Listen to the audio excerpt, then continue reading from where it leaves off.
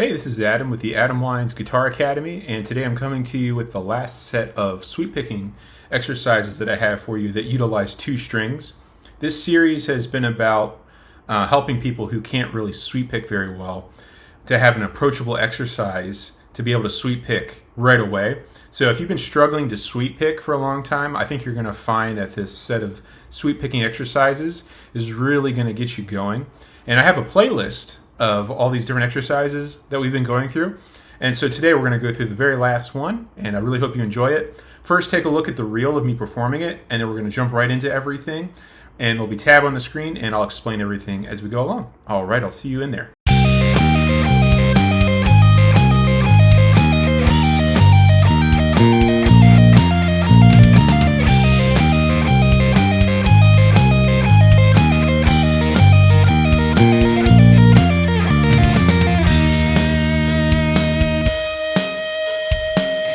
Okay, in measure 1, we have 15 pulling off to 11, going to 13 on string 2. Technique-wise, we're doing a down pick to a pull off, and then down picking on string 2. And this particular triad is going to be done 4 times. Now the notes here are G, E flat, and C. That's a C minor triad, C being the root, E flat being the third, and G being the fifth. So as mentioned before, sweep picking is usually an arpeggio of some kind. Okay, moving right along, measure 2, we have 16 pulling off to 11, going to 13 on string 2.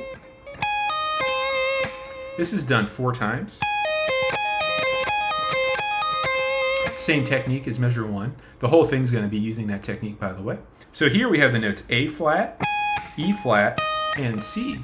That happens to be an A flat major triad right there. However, it is what we call first inversion because the third is in the lower part of the arpeggio. Moving along from there, we have 18 going to 15 with a pull off, and then 16 on string 2. That is also done 4 times. Notes that we have going on here are B flat, going to G, going to E flat. Now the triad here, this is an E flat major triad in root position. So E flat being the root, G being the third, and B flat being the fifth. Moving on from there, we have 18 going to 13, going to 16 on string 2. This is done twice.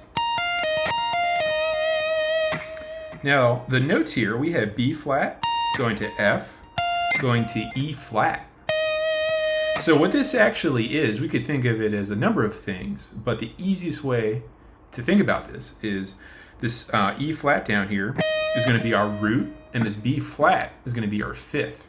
So what's missing is a third, which would normally be G right here, but instead we're getting an F, which is what we call a ninth. And it sounds very colorful, so it doesn't sound as stock or as normal sounding as the rest if you're noticing. So it sounds like this. So we're going to call that E flat 9. Then after that, we're going to have this little thing here going 18, 13, but to 15 now on string 2. Now that is a more normal triad. That's a B flat here, an F, and a D. That's a B flat major triad with D in the bass, which is the third. So it's basically first inversion. So that's what's happening there. So this measure all together.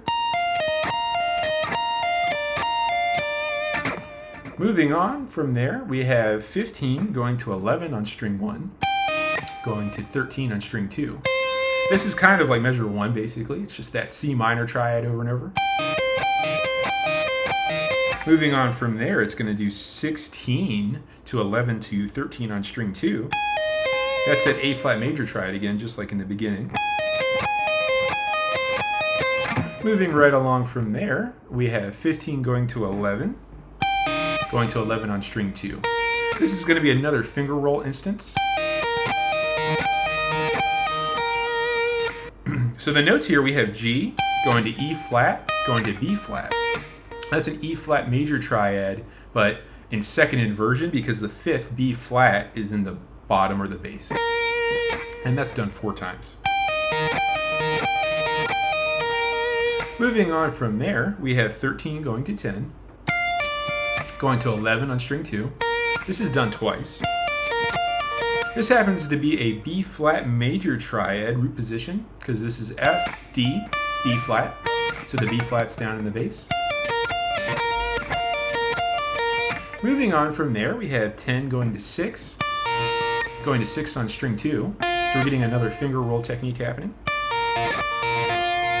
So that is D, B flat, and F. So it's also another B flat major triad. But it has the F or the 5th in the bass, which gives a second inversion. And then to finish this, we play fret 4 on string 2, kind of our resolution note.